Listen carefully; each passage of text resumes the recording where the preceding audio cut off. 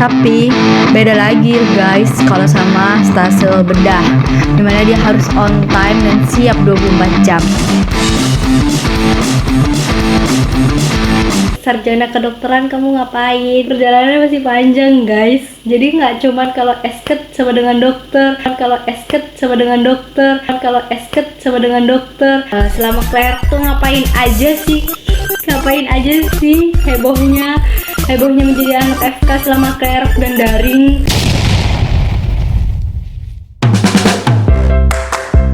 Warning, tonton video ini sampai habis dan jangan lupa like, comment, subscribe, dan share ke semua media sosial yang kamu punya biar aku tambah semangat ngedit video dan kalian dapat pahala. Terima kasih orang baik.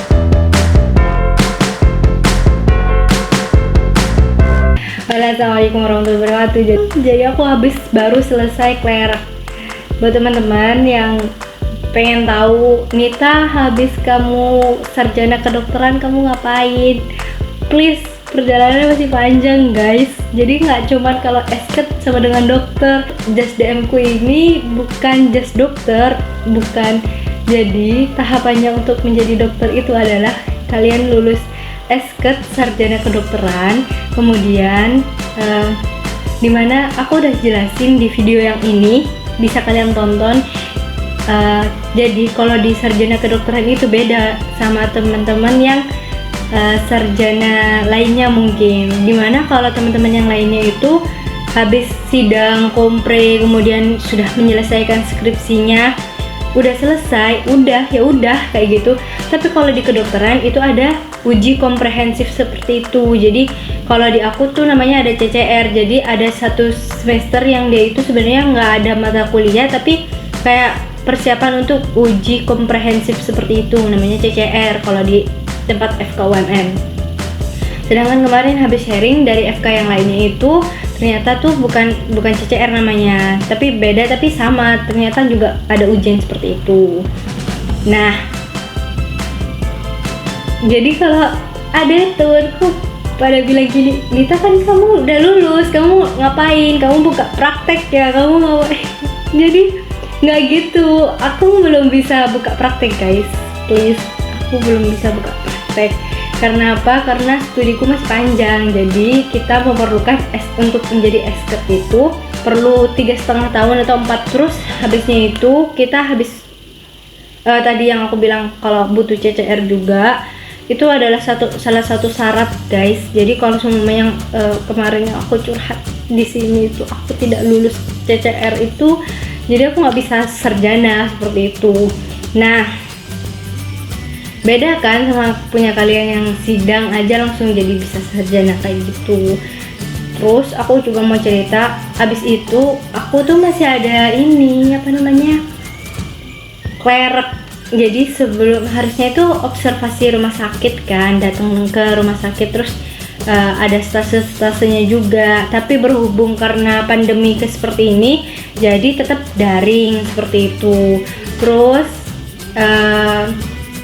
ada kan yang koas itu kepanitiaan senior, terus habis itu ada yang kepanitiaan junior sebelum masuk ke koas itu. Jadi kayak gini tapi lecet, jadi kayak selamat datang di kepanitiaan junior gitu. Jadi kayak itu masih clerk, itu masih kayak observasi gitu. Tapi ya emang tugas-tugasnya ya lumayan banyak dan lumayan untuk mempelajari menjadi adik koas kayak gitu. Jadi nggak nganggur, aku tuh nggak nganggur guys, aku tuh ada pelajaran, masih ada yang jadwal full gitu. Senin ini ada pembekalan DM kayak gitu. Aku tuh harus rajin-rajin bikin video guys. Ini untuk klarifikasi buat kalian yang belum paham ya. Jadi tuh alurnya untuk menjadi seorang dokter itu panjang. Jadi kayak di pertamanya 3,5 tahun SK, terus habisnya itu bakal ada lagi pendidikan yang namanya koas itu yang aku sudah jeputin. Ada yang kepanitiaan junior dulu baru ke kepanitiaan senior kayak gitu koas kan. Terus nanti kita tuh ada ujian juga UKM PPD. Nah selama koas ini tuh aku tuh sering bilang kan, aku lagi pendidikan profesi, tapi tuh ada banyak yang nggak paham pendidikan profesi itu kayak apa. ya istilah kasarnya tuh kayak magang gitu loh. Kalau di bidang-bidang lain tuh kayak magang, tapi kita nggak digaji, tapi kita bayar SPP kayak gitu guys. Jadi kita harus menimba ilmu kayak magang gitu di rumah sakit, tapi nanti dikasih tugas-tugas yang terus habisnya koas ada ujian besar lagi, namanya ujian kompetensi dokter. Jadi itu namanya UKMPPD. Terus nanti koas ini selama 2 tahun ya. Jadi tadi 3,5 tahun ditambah 2 tahun, anggap aja 4 tadi. 4 tambah 2, 6. Terus habisnya itu kita udah dapat nih, udah lulus dokter, amin. Itu kita dapat STR. Tapi kita nggak bisa dapat SIP, surat izin praktek. Jadi kalau buka praktek di rumah masing-masing itu masih belum bisa. Tapi kita harus mengikuti internship, kurang lebih sih kayak gitu. Butuh surat izin praktek itu kita melakukan internship selama 1 tahun untuk menjadi dokter. Jadi untuk dokter real yang dokter itu butuh waktu 4 tambah 2 tambah 1, 7. Masih belum pengabdian yang ini ya, ke desa jadi PTT gitu, itu belum. Jadi panjang. Ya kalau dibilang kayak kamu kan udah esket nih gitu, kamu kan udah lulus kayak gitu, please lah, buat jadi dokter itu susah guys. Makanya ketika ada orang yang meninggal dan statusnya adalah dokter itu sangat disayangkan, karena pendidikannya itu untuk menggantikannya itu sangat jauh dan sangat lama gitu. Sangat disayangkan, apalagi yang bergelar panjang sekali. Oh iya, aku mau bilang aku ngapain aja sih selama clerk 30 hari enggak 30 hari sih, nyampe 7 kali 4 28 hari sih. Next, cek.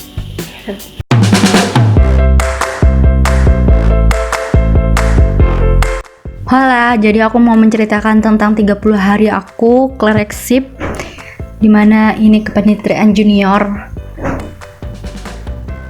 Jadi tuh tiap ininya beda-beda ya guys. Jadi tiap stasenya tuh beda-beda. Ada stase anak, ada stase bedah, ada stase IPD, ada stase objin.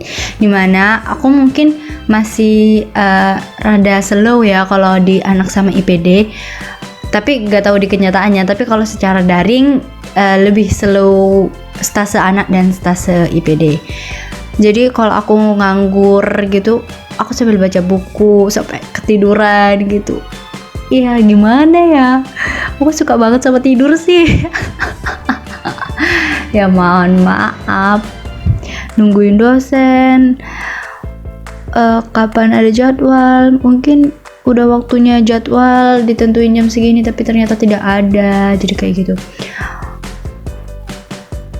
Ngeliatin HP terus, nungguin gimana nih jadwal, ya Allah. Tapi beda lagi guys kalau sama stase bedah, dimana dia harus on time dan siap 24 jam.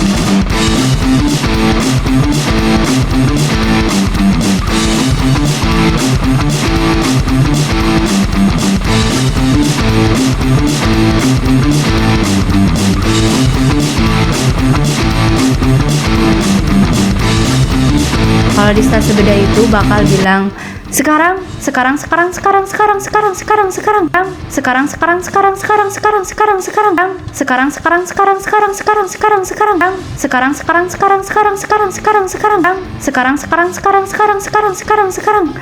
ya udah, kalau harus sekarang ya mau gimana, harus siap begitu.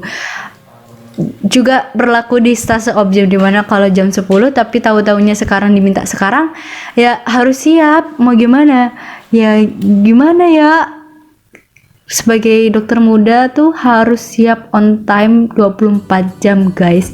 Mau sambil makan juga harus siap. Jadi kemana-mana, Jadi kemana-mana tuh aku bakal pegang HP, mau makan aku pegang HP, mau tidur aku tidak nyenyak karena besok takut kuliah subuh, mana kuliahnya baru kelar jam 10. Dan satu kali kuliah bisa 5 kali pertemuan, dimana tiap pertemuan itu adalah presentasi. Ya Allah, jadi emang nggak enak-enak tidur doang guys kalau di daring itu. Ya mungkin lebih parah waktu ini ya, aslinya ya mungkin, tapi kan aku nggak tahu, taunya yang online doang. Jadi aku tiap tidur tuh nggak nyenyak guys, ya Allah.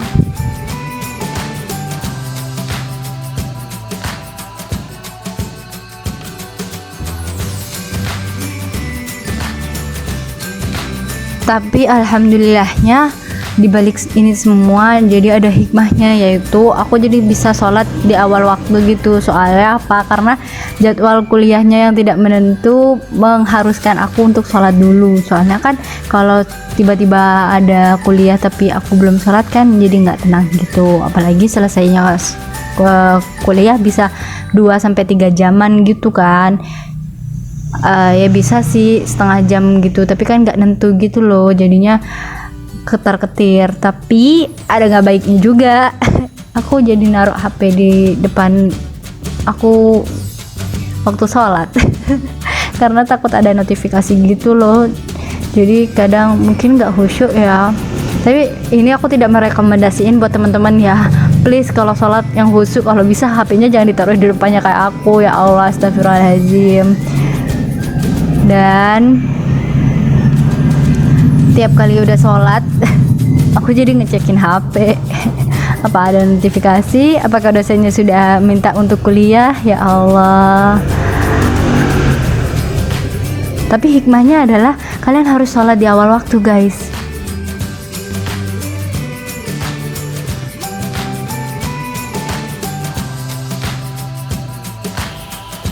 Jangan lupa like, komen, dan subscribe ya. Please bantu share ke teman-teman kalian untuk membantu channel ini. Insya Allah aku bakal rajin hari Minggu untuk update. Aku nggak tahu jam pastinya, tapi aku nunggu aku tuh kosong dan aku bisa mengedit video, dan udah bisa ya udah. Jadi aku kalau udah bisa ya aku edit, terus aku kirim. Terus kalau tentang materi-materinya ada yang mau disampaikan, itu tuh aku pasti mikir-mikir gitu loh. Soalnya aku juga belum kompetensi untuk membicarakan itu gitu. Cuman aku bicara secara literatur seperti itu, tapi aku agak riskan. Makanya aku sekarang lagi fokus untuk sharing seperti itu. Mungkin kalian ada yang mau ide, Kak, materi berikutnya mau dong. Oh ya, next aku mau bikin video tentang penulisan jurnal. Bukan, pencarian jurnal buat teman-teman yang kesusahan dalam skripsinya biar dimudahkan urusannya. Tapi next ya, soalnya aku butuh aplikasi untuk record screen record gitu dari laptop. Stay tune, jangan lupa ya like, comment, dan subscribe. See you next. Semoga tetap sehat. Assalamualaikum. Alhamdulillah, terima kasih telah menonton video ini sampai selesai. Kalau kamu suka, silahkan pencet tombol like, comment, subscribe, dan share ke semua media yang kamu punya. And see you next video.